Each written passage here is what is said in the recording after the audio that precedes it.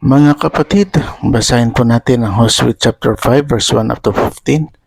At nangyari nang mabalitaan ng lahat ng mga hari ng mga Amorhiyo na nasa dako roon ng Hordan sa dakong kalunuran, at ng lahat ng mga hari ng mga Kananiyo na nasa tabi ng dagat, kung paanong tinuyo ng Panginoon ang tubig ng Hordan sa harap ng mga anak ni Israel, hanggang sa kami ay nangatawid na nanglumo ang kanilang puso at sila'y nawalan ng loob dahil sa mga anak ni Israel.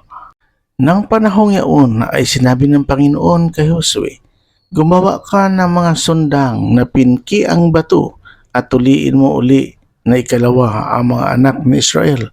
At gumawa si Josue ng mga sundang na pinki ang bato at tinuli ang mga anak ni Israel sa burol ng mga balat ng masama.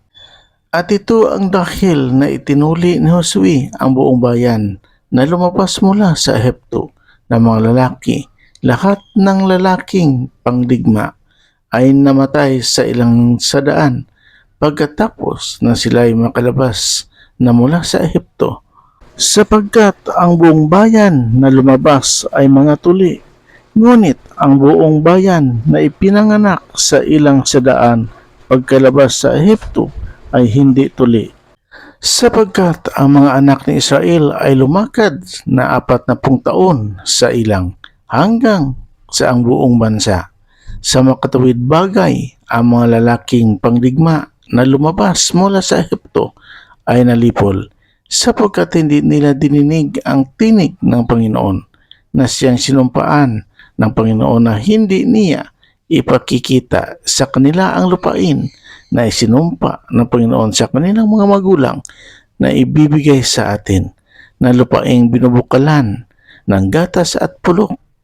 At ang kanilang mga anak na kanyang ibinagong kahalili nila ay pinagtuli ni Josue sapagkat mga hindi tuli, sapagkat hindi nila tinuli sila sa daan. At nangyari ng kanilang matuli ang buong bansa, na tumahan sila sa kanilang mga dako sa kampamento hanggang sa sila'y magsigaling. At sinabi ng Panginoon kay Josue, sa araw na ito ay inalis ko sa inyo ang pagdusta ng Ehipto. Kaya't ang pangalan ng dakong yaon ay tinawag na Gilgal hanggang sa araw na ito. At ang mga anak ni Israel ay humantong sa Gilgal. At kanilang ipinagdiwang ang Pasko ng 14 na araw ng buwan sa kinahaponan sa mga kapatagan ng Jericho. At sila'y kumain ng imbak na trigo ng lupain sa kinabukasan pagkatapos ng Pasko ng mga tinapay na walang libadura at ng sinangag na trigo sa araw ding yaon. At ang mana ay naglikat ng kinabukasan pagkatapos na sila'y makakain ng imbak na trigo ng lupain. At hindi naman nagkaroon pa ng mana ang mga anak ni Israel, kundi sila'y kumain ng bunga ng lupain ng Kinan ng pangungyaon. At nangyari na si Josue ay malapit sa Jericho, na kanyang itiningin ang kanyang mga mata at tumingin, at narito, nakatayo ang isang lalaki sa tapat niya na may kanyang tabak sa kanyang kamay na bunot.